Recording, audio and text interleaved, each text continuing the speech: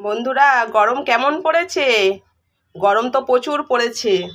আর এই গরমে দেখো আজকে আমি কি খাবো সেটা তোমাদের সঙ্গে একটু শেয়ার করি। তো দেখো বন্ধুরা, এখানে আমি কেটে নিয়েছি কাঁচা আম। এই দেখো, এখানে আমি কিছুটা আম কেটে নিয়েছি। এইবার এর মধ্যে আমি এখন কি দিচ্ছি সেটা তোমাদেরকে দেখাই। এই দেখো, এর মধ্যে দিয়ে দিলাম লবণ, তারপর দিয়ে দিচ্ছি দেখো লঙ্কার গুঁড়ো। এই গরমে না এটা খেতে যা লাগে না, জাস্ট ফাটাফাটি বন্ধুরা, দেখছো। তারপর এর মধ্যে দিয়ে দিলাম কিছুটা চিনি।